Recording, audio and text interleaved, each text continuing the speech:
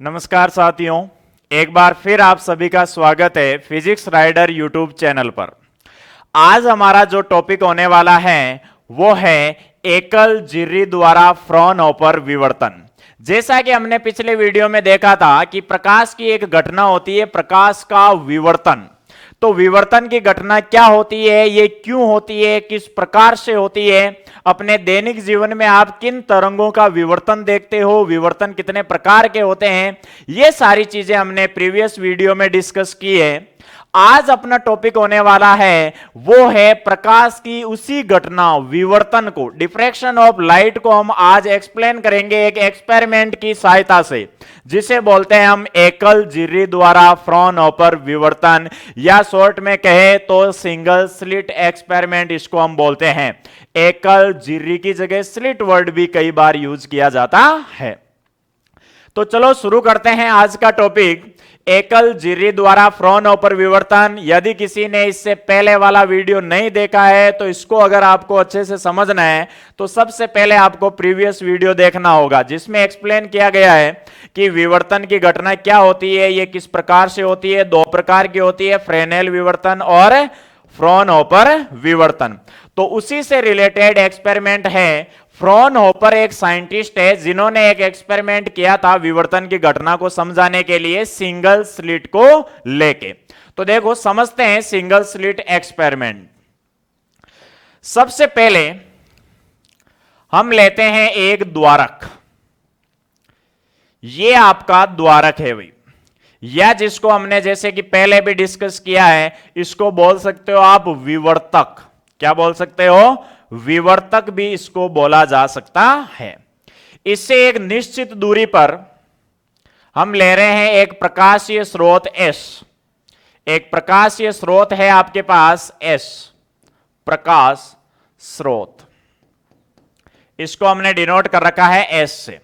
अब देखो आपको पता होगा कि अगर फ्रॉनहोफर विवर्तन हो रहा है तो उसके अंदर जो बिंदु स्रोत और रेखीय स्रोत होते हैं वो वैसे तो असीमित दूरी पर स्थित होते हैं, लेकिन असीमित दूरी का मतलब स्रोत को विवर्तक से अनंत दूरी पर रखना है, तो ऐसा ऐसे नॉर्मली पॉसिबल नहीं है। तो फ्रॉनहोफर ने इसके लिए एक जुगाड़ लगाया था कि क्यों ना मैं अनंत दूरी पर अगर स्रोत को रखोगे तो तरंगागर कैसा मिलेगा? समतल। और उस समतल तरंगागर के लिए उसने क्या करा था कि जो बिंदु स्रोत या प्रकाशीय स्रोत, रेखीय स्रोत उसने लिया था, उसके आगे उसने रख दिया था उत्तल लेंस। ये हमने पीछे भी डिस्कस किया है भाई।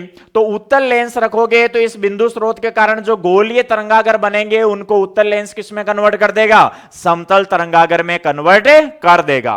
तो देखो बिंदु स्रोत है, इसने फ्रॉनहोफर ने बिंदु स्रोत और विवर्तक के बीच में रखा था भाई एक उत्तल लेंस। ये हो गया लेंस नंबर फर्स्ट। आगे भी एक लेंस यूज करेंगे हम।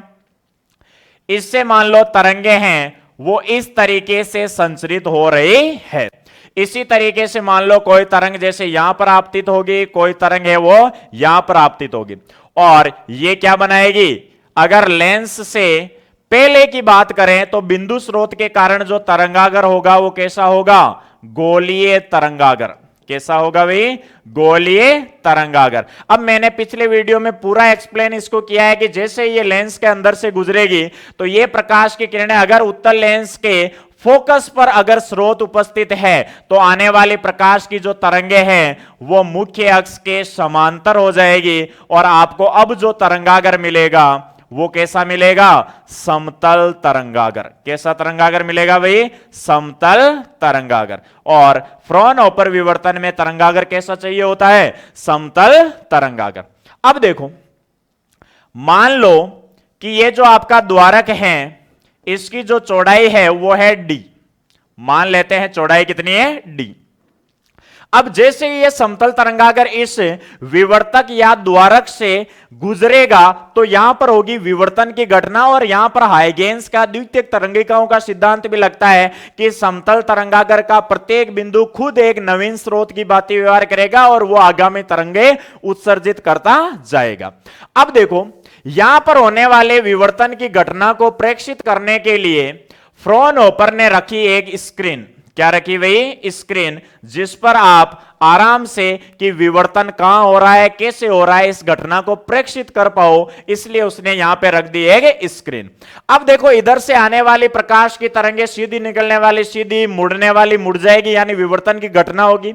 उन तरंगों को किसी एक बिंदु पर फोकसित करने के लिए, ताकि आसानी से पता चल जाए कि तरंगों का अध्यारोपण हो रहा है तो तीव्रता अधिकतम मिल रही है या न्यूनतम, इसके लिए उसने क्या किया, एक और उत्तल लेंस का प्रयोग यहां पे किया, विवर्तक और पर्दे के बीच में लेंस नंबर 2।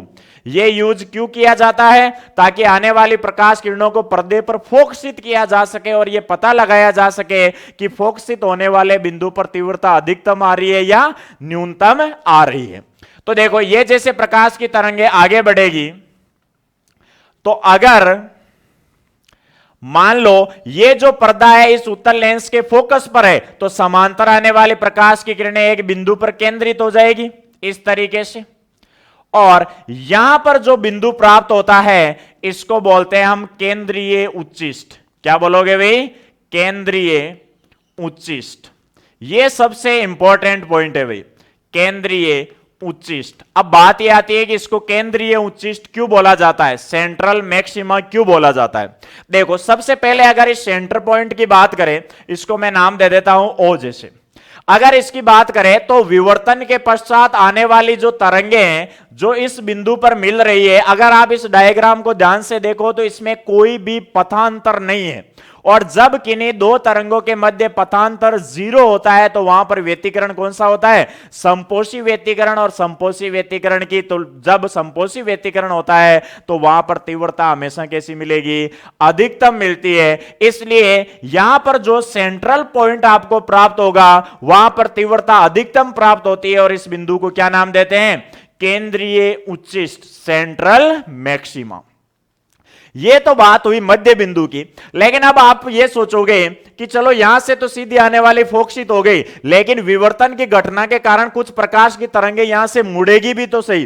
तो हां, बिल्कुल मुड़ेगी। तो जैसे मान लो कोई भी और मैं प्रकाश की तरंगे ले रहा हूं, जैसे मान लो थीटा एंगल पर कोई तरंगे ऑब्जर्व करते हैं, ये मान लो थीटा एंगल पर तरंगे है भाई, जो विवर्तन के कारण मुड़ी है, तो ये भी प्रकाश की तरंगे हैं, वो किसी एक बिंदु पर जाकर फोकसित होगी।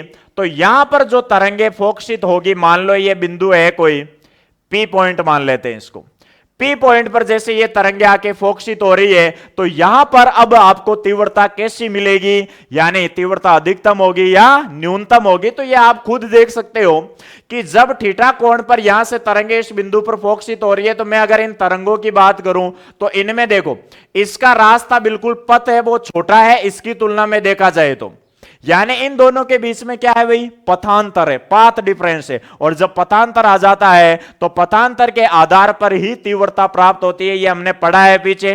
तो देखो, अगर इन दोनों का मैं पथ का अंतर निकालूं तो यहां से एक परपेंडिकुलर ड्रॉ कर सकते हैं आप, जैसे हमने व्यतिकरण की घटना में किया था। यहां से एक लंब ड्रॉ कर रहा हूं भाई मैं, मान लो ये पॉइंट है एन। तो अब देखो, आगे वाला पोर्शन बराबर हो गया या नहीं हो गया? और ये जो गैप है इसी को आप क्या नाम देते हो? पथांतर। यानी दोनों तरंगों के बीच में इतना रास्ते का अंतर है, जिसको हम डिनोट करते हैं डेल एक्स से। अब देखो, अगर ये थीटा एंगल ऊपर है तो ये एंगल भी कितना होगा भाई? थीटा होगा। देखो, ये थीटा, ये पूरा 90, तो ये हो जाएगा 90 माइनस थीटा, तो ये वापस क्या आ जाएगा? थीटा आ जाएगा। अगर ऐसे याद नहीं रहता है तो इसको इस तरीके से देख सकते हो। देखो, पहले ऐसी कंडीशन थी, अब इसको थीटा एंगल उठाया तो ये भी थीटा एंगल इधर हो जाएगा या नहीं हो जाएगा? मूव हो जाएगा। इसका मतलब ये हुआ कि यहां से आप पथांतर निकाल सकते हो भाई, क्योंकि ये आपके पास देखो डी दी हुई है। अगर मैं ये एंगल थीटा लेता हूं तो ये इसका लंब हो गया और ये हो गया कर्ण, तो इसकी हेल्प से आप क्या निकाल सकते हो? पथांतर निकाल सकते हो। तो अगर मैं इस डायग्राम को बाहर लेके आऊं तो देखो, आपकी स्लिट ऐसी थी और इस तरीके से ये पथांतर था भाई। देखो, अगर डायग्राम को बाहर हम सही से बनाए तो इस तरीके से यहां पर एक परपेंडिकुलर था, ये 90 डिग्री का एंगल था, यहां एंगल थीटा, और ये विड्थ कितनी थी भाई? चौड़ाई डी, और इसको हमने नाम दिया था डेल एक्स। देख लो पीछे वाले डायग्राम में यही पोर्शन है। तो यहां से आप पथांतर की वैल्यू ज्ञात कर सकते हो, क्योंकि हमें यह पता करना है कि जो पी पॉइंट आपको मिलेगा ये पी पॉइंट है। जैसे इसका तो आपने कह दिया कि केंद्रीय उच्चिष्ट, और जहां पर तीव्रता क्या होगी, अधिकतम होगी, तीव्रता अधिकतम होगी। क्यों भाई, क्योंकि यहां पर पथांतर जीरो है, पथांतर जीरो होता है तो तीव्रता अधिकतम प्राप्त होती है। लेकिन इस बिंदु पर अब आपको उच्चिष्ट मिलेगा या निम्निष्ट। एक ध्यान रहे, विवर्तन में देखो व्यतिकरण और विवर्तन में फर्क क्या है। व्यतिकरण में जहां पर तीव्रता अधिकतम प्राप्त हो रही थी वहां पर हमने फ्रिंजों के रूप में पैटर्न प्राप्त किया था, और वहां पर तीव्रता अधिकतम वाली फ्रिंजों को नाम दिया था चमकीली या दीप्त फ्रिंज। और जहां पर तीव्रता न्यूनतम प्राप्त हो रही थी वहां पर हमने नाम दिया था काली या अदीप्त फ्रिंज। लेकिन विवर्तन में वो बिंदु प्राप्त होते हैं यहां पर जिनको हम नाम देंगे, जहां तीव्रता अधिकतम प्राप्त होती है उनको उच्चिष्ट, उच्च यानी ज्यादा, और जहां पर तीव्रता कम प्राप्त होती है उनको हम नाम देंगे निम्निष्ट यानी निम्न। निम्न का मतलब तीव्रता निम्न होगी। तो ये जो पी पॉइंट है आपका, ये निम्निष्ट होगा या उच्चिष्ट होगा, इसी के बारे में डिस्कस कर रहे हैं। तो इसका उच्चिष्ट होना या निम्निष्ट होना किस बात पर डिपेंड करेगा कि पथांतर कितना है। तो सबसे पहले ऑब्जर्व करते हैं पथांतर। तो देखो भाई, ये ट्रायंगल बन रहा है, अगर मैं इसमें साइन थीटा ऑब्जर्व करता हूं तो साइन थीटा लाल बटा कक्का, रटी रटाई, डेफिनेशन, फॉर्मूला, ट्रिक कह सकते हो आप। साइन थीटा बराबर हो जाएगा आपके लंब बटा कर्ण। तो देखो sine theta is equal to लंब कितना है भाई, डेल एक्स, और कर्ण कितना है, डी। तो यहां से अगर आप पथांतर निकालना चाहो तो डेल एक्स बराबर आ जाएगा डी साइन थीटा। क्या आ जाएगा भाई, डी साइन थीटा। यानी सिंगल स्लिट एक्सपेरिमेंट में, एकल झिर्री द्वारा विवर्तन की घटना में आपको अगर तरंगों के मध्य पथांतर निकालना है तो उसका फॉर्मूला क्या हो जाएगा भाई, del x is equal to d sine theta. ये आपको पता होना चाहिए। तो अब बात करते हैं कि पी पॉइंट पर उच्चिष्ट प्राप्त होंगे या निम्निष्ट प्राप्त होंगे। तो बात करते हैं सबसे पहले, यदि पथांतर, लास्ट में एक शॉर्ट ट्रिक भी बताएंगे इसकी, अभी समझना है आपको पूरा कॉन्सेप्ट कि यदि पथांतर लेमडा हो तो, यानी सबसे पहले मैं पथांतर ले रहा हूं लेमडा। देखो जीरो लोगे तो जीरो पर तो क्या आ जाएगा, सेंट्रल मैक्सिमा आ जाएगा। लेकिन अब यदि पथांतर लेमडा हो तो देखो डेल एक्स बराबर हमने कितना लिया है, लेमडा। अगर डेल एक्स बराबर लेमडा है तो देखो लेमडा बराबर डी साइन थीटा होगा या नहीं होगा भाई। देखो पीछे वाले में lambda is equal to d sine theta. तो यहां से साइन थीटा बराबर आ गया आपके लेमडा अपॉन डी। यदि थीटा अति अल्प है यानी थीटा बहुत छोटा है तो आप साइन थीटा को लगभग किसके बराबर मान सकते हो, थीटा के बराबर। तो यह आ जाएगा आपका थीटा बराबर लेमडा अपॉन डी। यानी यदि पथांतर लेमडा हो तो आपको पता है जो पहला बिंदु प्राप्त होगा वो कहां पर प्राप्त होगा भाई, थीटा एंगल ऊपर, यानी लेमडा बाई डी। लेमडा जो वेवलेंथ तरंग की होगी उसमें डी से डिवाइड करोगे तो उस कोण पर आपको पहला बिंदु प्राप्त होगा। अब बात यह है कि यह जो बिंदु प्राप्त होगा वो निम्निष्ट होगा या फिर उच्चिष्ट। मेन बात यह है निम्निष्ट होगा या उच्चिष्ट प्राप्त होगा। तो देखो एक पॉइंट है जो आपको इंपॉर्टेंटली नोट करना है भाई इस घटना के लिए, कि जो विवर्तन की घटना है और व्यतिकरण की घटना है उसमें एक मेन पॉइंट, की पॉइंट है जो उनकी जड़ है दोनों एक्सपेरिमेंट की, वो आपको ध्यान रखना है। अगर मैं व्यतिकरण की बात करूं, किसकी बात कर रहा हूं भाई, व्यतिकरण की। तो देखो व्यतिकरण में अगर आपको चमकीली फ्रिंज प्राप्त करनी है, चमकीली का मतलब हो गया तीव्रता ज्यादा चाहिए आपको। अगर तीव्रता अधिक प्राप्त करनी है तो जो पथांतर था ना वो क्या होना चाहिए, एन लेमडा। क्या होना चाहिए था, एन लेमडा। ये हमने पीछे डिस्कस किया है। अगर आपको फ्रिंज चाहिए काली, काली का मतलब तीव्रता कम चाहिए, आपको तीव्रता कम चाहिए, तो वहां पर पथांतर आया था अपने पास 2n+1 लेमडा बाई 2। ये सबको याद होगा भाई, हमने प्रीवियस वीडियोस में ये डिस्कस भी किया है। अब देखो, जो विवर्तन की घटना है, विवर्तन को व्यतिकरण से उल्टा मान लो भाई पूरा है, क्योंकि उसमें डबल स्लिट होती है और इसमें सिंगल स्लिट होती है। तो देखो, अगर विवर्तन में चाहिए आपको उच्चिष्ट, उच्चिष्ट का मतलब क्या हो गया भाई? तीव्रता ज्यादा, तीव्रता ज्यादा। और अगर आपको चाहिए निम्निष्ट, निम्निष्ट का मतलब क्या हो गया भाई? निम्निष्ट का मतलब हो गया तीव्रता कम।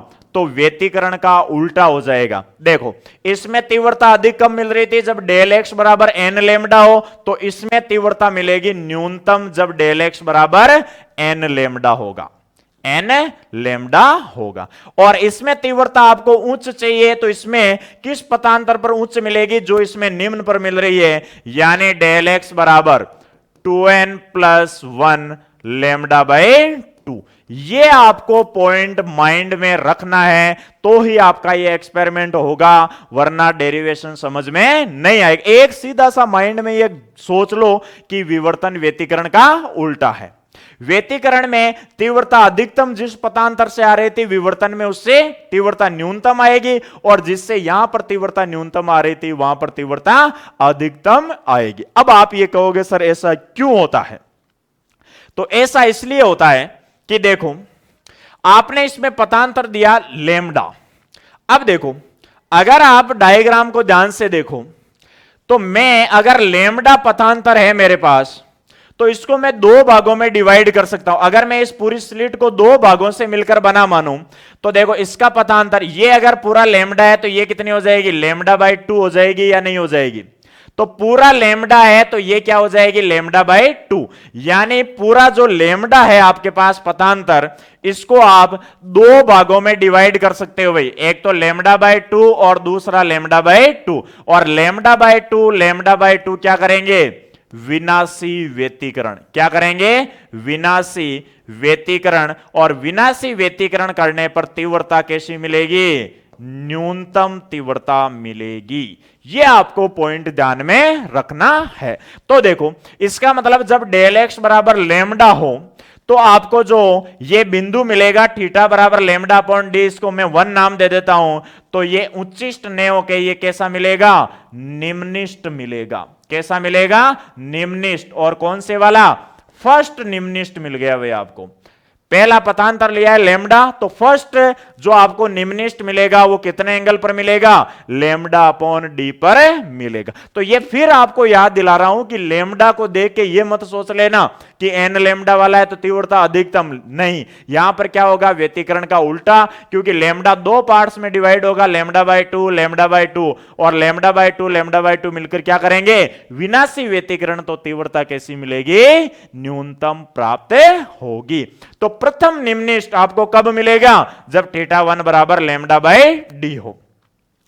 इसी प्रकार से अगर मैं नेक्स्ट बात करूं, मान लो यदि आपके पास पथांतर है डेल एक्स बराबर 2 लेमडा है भाई, डेल एक्स बराबर 2 लेमडा है, तो देखो लेमडा डिवाइड होगा 4 पार्ट्स में। कितने पार्ट्स में डिवाइड होगा? 4। Lambda by 2, lambda by 2, lambda by 2, lambda by 2।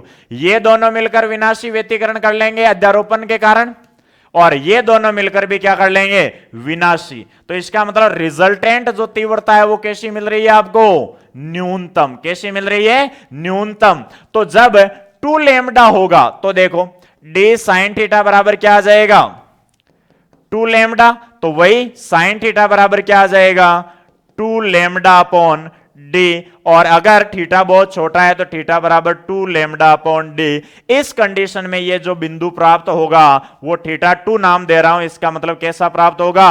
द्वितीय निम्निष्ट, क्योंकि सारों का ही क्या हो गया? विनाश हो गया ना, 4 भागों में प्राप्त हो डिवाइड होके। तो ये आपको मिल गया द्वितीय निम्निष्ट। क्लियर है? अब इसको कंक्लूजन के फॉर्म पर पहुंचाते हैं कि किस तरीके से व्यतिकरण की घटना से विवर्तन उल्टा होता है। देखो, हमने पिछले दोनों कंडीशन में डेल एक्स को क्या लिया है? लेमडा, फिर लिया हमने 2 लेमडा। यानी इसका मतलब यह हो गया कि एन लेमडा वाली कंडीशन है या नहीं है, जहां पर एन बराबर plus minus 1 plus minus 2 dot dot हो सकता है। जब पथांतर एन लेमडा के फॉर्म में होता है तो आपको क्या मिलेगा? निम्निष्ट। क्या मिलेगा भाई? निम्निष्ट। ये आपको ध्यान रखना है। फर्स्ट निम्निष्ट के लिए क्या आया भाई? फर्स्ट निम्निष्ट आपको कब मिलेगा? फर्स्ट निम्निष्ट आपको तब मिलेगा जब थीटा 1 बराबर क्या हो? लेमडा अपॉन डी, यानी पथांतर क्या हो? लेमडा। सेकंड निम्निष्ट आपको कब मिलेगा भाई? सेकंड निम्निष्ट आपको तब मिलेगा जब लेमडा 2 बराबर 2 लेमडा बाई डी हो। तो इस प्रकार से मैं ये कह सकता हूं क्या कि एनवा निम्निष्ट आपको कब मिलेगा भाई? एनवा निम्निष्ट। तो आपको एनवा निम्निष्ट तब मिलेगा थीटा एन बराबर जब पथांतर की वैल्यू एन लेमडा हो और स्लिटों के बीच की दूरी डी हो। यह आपका इंपॉर्टेंट कंक्लूजन वाला पॉइंट है भाई।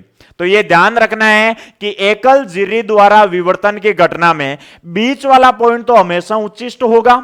अब उच्चिष्ट के दोनों ओर आपको प्राप्त होंगे निम्निष्ट, और वो निम्निष्ट कब प्राप्त होंगे? जब पथांतर हो लेमडा, 2 लेमडा, 3 लेमडा, 4 लेमडा, यानी एन लेमडा के रूप में, तब आपको एकांतर क्रम में निम्निष्ट प्राप्त होते जाएंगे।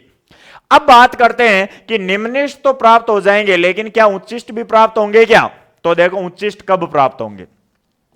अगर सेकंड कंडीशन की बात करें कि यदि पथांतर है डेल एक्स बराबर 3 लेमडा बाई 2, डेल एक्स बराबर है 3 लेमडा बाई 2।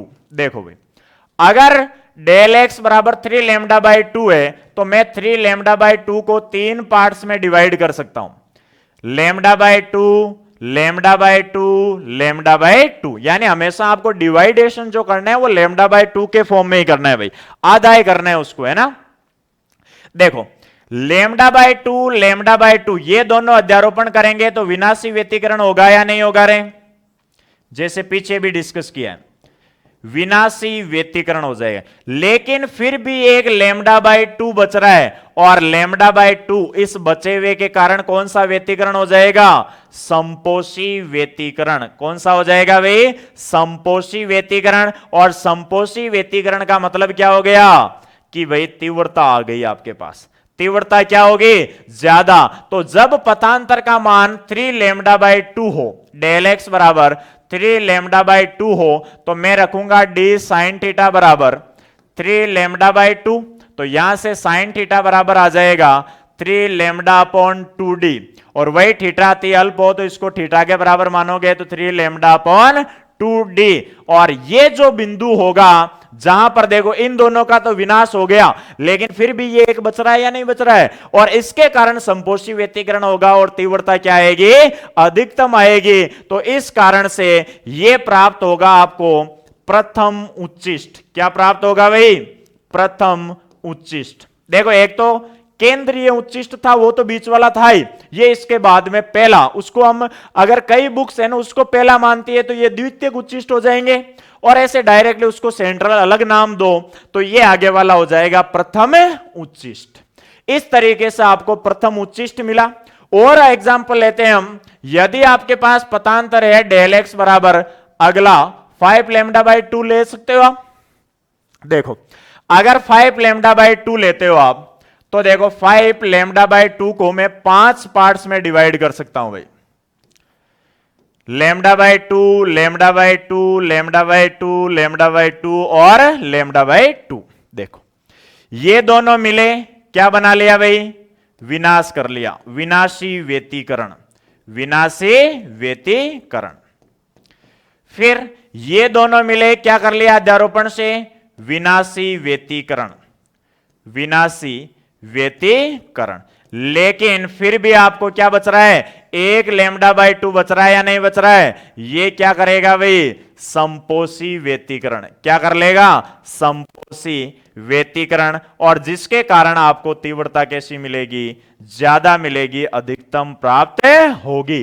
तो जब डेल एक्स बराबर 5 लेमडा बाई 2 हो, यानी मैं इसको d sine theta is equal to 5 lambda by 2 के रूप में लिखूं तो थीटा बराबर मैं डायरेक्ट लिख रहा हूं 5 लैम्डा अपॉन 2d आ जाएगा या नहीं आ जाएगा।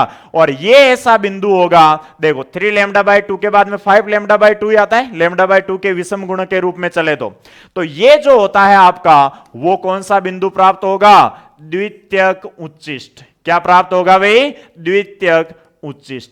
इस तरीके से चलते चलते चलते आगामी आप 5 लैम्डा बाई 2 के बाद में 7 लैम्डा बाई 2 लोगे, फिर 9 लैम्डा बाई 2 लोगे। ऐसे लेते लेते अगर हम फाइनली लें कि पथांतर आपने पहला लिया लैम्डा बाई 3 लैम्डा बाई 2, फिर आपने लिया 5 लैम्डा बाई 2, ऐसे चलते चलते आप 2n प्लस 1 लैम्डा बाई 2 के रूप में लेते हो, जहां पर n बराबर प्लस माइनस 1 प्लस माइनस 2 ऐसे डॉट डॉट है। तो इस कंडीशन में आपको जो बिंदु मिलेगा वो कैसा मिलेगा भाई? जो बिंदु आपको मिलने वाला है वो मिलेंगे उच्चिष्ट। क्या मिलेंगे? उच्चिष्ट। तो ये आपको ध्यान में रखना है, जब पथांतर हो 2n प्लस 1 लैम्डा बाई 2 के रूप में, जहां पहला 3 लैम्डा बाई 2 5 लैम्डा बाई 2 ये हो, तो उस स्थिति में मिलते हैं उच्चिष्ट। तो देखो, अगर फर्स्ट उच्चिष्ट की बात करें, पहला उच्चिष्ट कहां मिला था रे आपको? अभी आपने देखा था थीटा 1 बराबर क्या आया था? 3 लैम्डा बाई 2d, यानी जब पथांतर 3 लैम्डा बाई 2 हो। सेकेंड उच्चिष्ट कब मिलेगा आपको?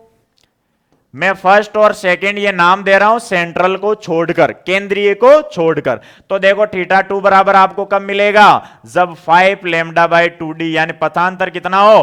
5 लैम्डा बाई 2। और इसी तरीके से एनवा उच्चिष्ट आपको कब मिल जाएगा भाई? एनवा उच्चिष्ट आपको तब मिलेगा जब थीटा n बराबर कितना हो? 2n plus 1 lambda by 2d हो। इस स्थिति में आपको एनवा उच्चिष्ट प्राप्त होगा। अब देखो, इन दोनों में अगर कंपैरिजन की जाए, देखो जब पथांतर हो n लैम्डा के रूप में, तो देखो व्यतिकरण की घटना में इसमें व्यतिकरण कौन सा हो रहा था? संपोषी व्यतिकरण। और फ्रिंज कैसी मिल रही थी? चमकीली फ्रिंज। लेकिन विवर्तन की घटना में इसी के कारण क्या मिलेंगे आपको? निम्निष्ट मिलेंगे, जिसमें पहला इस स्थिति में, दूसरा और इसी तरीके से एनवा इस स्थिति में। और फिर अगर इसकी बात करें, जब पथांतर होता है 2n प्लस 1 लैम्डा बाई 2 के रूप में, तो आपको पता है व्यतिकरण की घटना में यहां पर एदीप्त फ्रिंज मिल रही थी, यानी काली फ्रिंजें मिल रही थी। लेकिन विवर्तन में यहां पर क्या मिलेगा? उच्चिष्ट पहला, दूसरा, इसी तरीके से एनवा उच्चिष्ट इस तरीके से प्राप्त होगा। तो यह है आपके एकल झिर्री द्वारा विवर्तन की घटना, जिसमें फ्रॉनहोफर ने यह अपने प्रायोगिक माध्यम से एक्सप्लेन किया कि विवर्तन की घटना है वो किस प्रकार से होती है। तो देखो, ये तो हो गया आपका सेंट्रल मैक्सिमा, केंद्रीय उच्चिष्ट होगा। केंद्रीय उच्चिष्ट है वो किस कारण से? जहां पर तीव्रता अधिकतम होती है, क्योंकि पथांतर का मान बिल्कुल भी 0 है, दोनों के बीच में कोई पथांतर नहीं है। तो ये तो सेंट्रल मैक्सिमम है। इसके बाद में मिलेगा इसको निम्निष्ट, फिर उच्चिष्ट, निम्निष्ट, उच्चिष्ट, एकांतर क्रम में चलते जाएंगे। इसी तरीके से नीचे निम्निष्ट, उच्चिष्ट, निम्निष्ट, उच्चिष्ट, इस तरीके से एकांतर क्रम में चलते जाएंगे। अब देखो, जैसा कि मैंने प्रीवियस वीडियो में एक मेन पॉइंट डिस्कस किया था कि व्यतिकरण की घटना में पर्दे पर जो फ्रिंजें प्राप्त होती है ना, तो उनमें चमकीली फ्रिंजों की तीव्रता सभी की सेम होती है, और जो काली फ्रिंज है उनकी तीव्रता सभी की सेम होती है। लेकिन विवर्तन में ऐसा नहीं होता है। उसका कारण क्या है? देखो, सेंट्रल जो मैक्सिम है इसकी तीव्रता अधिकतम होती है। अब जैसे अगला उच्चिष्ट आएगा ना, उसकी तीव्रता इसकी तुलना में कम होगी, फिर उससे अगला आएगा तो उसकी तीव्रता उससे भी कम होगी। उसका रीजन होता है ये। देखो, अभी ध्यान से देखोगे तो पता चलेगा आपको कि जैसे यहां पर हमने यूज किया है उच्चिष्ट के लिए, आपके पास पथांतर तो 3 लैम्डा बाई 2 है, लेकिन इसमें से 2 भाग का कौन सा व्यतिकरण हो गया? विनाशी व्यतिकरण। और केवल बचा कितना? एक ही भाग बचा। भाई एक तो तीव्रता इस पूरे से आती, लेकिन वास्तव में यहां पर एक जो प्रथम उच्चिष्ट होगा उस पर तीव्रता केवल किससे आ रही है? लैम्डा बाई 2 वाली एक तरंग से आ रही है। इसलिए सेंटर के कंपैरिजन में देखा जाए तो यहां पर क्या हो जाएगा? जैसे जैसे अगले उच्चिष्ट प्राप्त होंगे तीव्रता कम होती जाएगी। जैसे मान लो दूसरा उच्चिष्ट आएगा, वो कितने पर आता है 5 लैम्डा बाई 2, तो इसमें से 4 भागों का तो विनाश हो जाता है और तीव्रता केवल किससे मिलती है, एक भाग से ही मिलती है, तो तीव्रता और कमजोर होती जाएगी। इस प्रकार से तीव्रता है वो केंद्रीय उच्चिष्ट पर अधिकतम होती है और उसके बाद जो उच्चिष्ट आएंगे क्रमागत रूप से घटती जाती है। तो अगर हम बात करें कि किस तरीके से तीव्रता है वो घटती जाती है, तो देखो तीव्रता वितरण की अगर हम बात करें तो अगर केंद्रीय उच्चिष्ट की मैं तीव्रता आई नोट मानूं, केंद्रीय उच्चिष्ट की, ये अगर आपको याद हो रहा है तो कर लेना, बाकी आपके वैसे सिलेबस के अकॉर्डिंग इंपॉर्टेंट नहीं है। केंद्रीय उच्चिष्ट की अगर मैं आई नोट मानता हूं तो प्रथम जो उच्चिष्ट आएगा ना इसके बाद उसकी तीव्रता देखो इस आई नोट का 22वां भाग, यानी इतनी कम हो जाती है भाई। फिर जो द्वितीय निम्निष्ट आता है, द्वितीय उच्चिष्ट, द्वितीय जो उच्चिष्ट आएगा उसकी तीव्रता लगभग आई नोट अपॉन 61 के आसपास हो जाती है भाई। तो इतनी घटती जाएगी और अगला आएगा तो और घट जाएगी, उससे अगला आएगा तो और घटती जाएगी। इस तरीके से तीव्रता है वो घटती जाएगी। अगर इस तीव्रता वितरण को हम ग्राफ के माध्यम से समझे तो देखो फ्रॉनहोफर विवर्तन के अंदर किस तरीके से तीव्रता वितरण आता है। तो देखो जैसे मैं इधर ले रहा हूं पथांतर,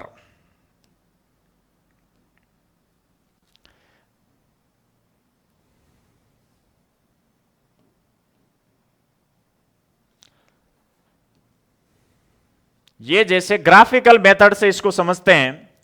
जैसे मान लो ये आपका ओरिजिन है और दोनों तरफ मैंने लिए हैं पथांतर, पथांतर। देखो पहला जो उच्चिष्ट प्राप्त होगा वो सेंटर पर आएगा।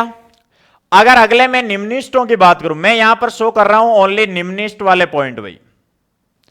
देखो यहां पर तीव्रता होगी वो अधिकतम, इसके बाद में न्यूनतम, फिर उससे कम, फिर उससे कम, फिर उससे कम, इस तरीके से चलती जाएगी। इसी तरीके से इधर देखो कम, फिर कम, इस तरीके से होते होते फाइनली कम हो जाएगी। यानी ये होती है तीव्रता अधिकतम, जो कहां होगी, केंद्रीय उच्चिष्ट पर। कहां पर होगी भाई, केंद्रीय उच्चिष्ट पर। और यह मैंने पहले ही आपको बता दिया है कि फ्रॉनहोफर विवर्तन और फ्रेनेल विवर्तन में यही सबसे बेस्ट एक डिफरेंस है कि फ्रेनेल विवर्तन में मध्य भाग पर तीव्रता कम और किनारों पर ज्यादा आती है, लेकिन फ्रॉनहोफर में मध्य भाग पर तीव्रता ज्यादा और किनारों पर कम आती है। तो अगर मैं इधर वाले प्लस लूं तो आपको पता है ये उच्चिष्ट होगा, केंद्रीय उच्चिष्ट, ये हो जाएगा आपका प्रथम निम्निष्ट। और बताओ प्रथम निम्निष्ट कितने कलांतर पर आता है, पथांतर पर आता है भाई। प्रथम जो निम्निष्ट है वो आता है लेमडा पर। कितने पर आता है, लेमडा पर ही आता है। फिर अगला कितने पर आएगा, 2 लेमडा पर। फिर अगला कितने पर आएगा, 3 लेमडा। इसी तरीके से इधर माइनस लेमडा बाई -2 लेमडा, और इसी तरीके से -3 लेमडा, ये चलता जाएगा। अब देखो ये सेंट्रल मैक्सिमा, उसके बाद में प्रथम निम्निष्ट लेमडा पर, फिर आएगा प्रथम उच्चिष्ट। ये क्या होगा, प्रथम उच्चिष्ट। और प्रथम उच्चिष्ट कितने पथांतर पर आता है भाई, अगर आपको याद हो तो ये आता है 3 लेमडा बाई 2 पर। कहां पर आएगा ये, 3 लेमडा बाई 2 पर। फिर उसके बाद में आएगा द्वितीय निम्निष्ट 2 लेमडा पर। उसके बाद में क्या आएगा, द्वितीय उच्चिष्ट। क्या आएगा भाई, द्वितीय उच्चिष्ट। और याद होगा आपको द्वितीय उच्चिष्ट होता है वो कितने पर आता है, 5 लेमडा बाई 2। इसी तरीके से ये इधर चलता रहेगा। यहां पर तीव्रता आई नोट है तो यहां आई नोट अपॉन 22 के आसपास, यहां आई नोट अपॉन 61। इस तरीके से तीव्रता है वो घटती जाती है और सेंटर में मैक्सिमम होती है। तो ये हुआ आज का आपका टॉपिक, एकल झिर्री द्वारा विवर्तन। तो फिर मैं याद दिला रहा हूं, मेन पॉइंट जो इस चैप्टर या इस टॉपिक का की पॉइंट है वो ये है कि व्यतिकरण में तीव्रता अधिकतम और न्यूनतम जिन पथांतरों से आ रही थी, विवर्तन में उसका ठीक क्या होगा, उल्टा होगा। तो होप आपको पूरा जो टॉपिक है एकल झिर्री द्वारा विवर्तन बढ़िया से समझ में आया होगा। बढ़िया से इस पूरे टॉपिक का एनालिसिस करें और इससे रिलेटेड फिर भी आपकी कोई क्वेरी रहती है तो वो आप कमेंट सेक्शन में जाके डिस्कस कर सकते हो, और वहां पर इससे रिलेटेड कोई भी फीडबैक आप देना चाहो तो वो दे सकते हो। चैनल से रिलेटेड कुछ बात करना चाहो, कंटेंट से रिलेटेड कोई भी बात करना चाहो तो आपका कमेंट सेक्शन में हार्दिक स्वागत है। आप आराम से अपना जो भी कंफ्यूजन है या प्रॉब्लम है वो शेयर कर सकते हो। आपका जो भी प्रॉब्लम होगी उसका आराम से निश्चिंत तरीके से सॉल्यूशन आपको मिलने वाला है। तो बने रहिए, लगातार अपने चैनल को सपोर्ट करें, सब्सक्राइब करें अगर किसी ने नहीं किया है तो, और ज्यादा से ज्यादा शेयर करें ताकि और ज्यादा मोटिवेशन मिल सके ऐसे इफेक्टिव वीडियोस बनाने के लिए। आपको पता है ये जो आज का टॉपिक है वो बोर्ड के लिए 4 नंबर का एक इंपॉर्टेंट टॉपिक है। दूसरे अदर कंपटीशन एग्जाम के हिसाब से देखा जाए तो बहुत इंपॉर्टेंट टॉपिक है जो बुक्स में या एनसीईआरटी से समझ में ही नहीं आता कि ये कहना क्या चाह रहा है। तो यहां तक आज की अपनी जो क्लास है वो समाप्त होती है। मिलते हैं नेक्स्ट वीडियो में, तब तक के लिए जय हिंद, जय भारत।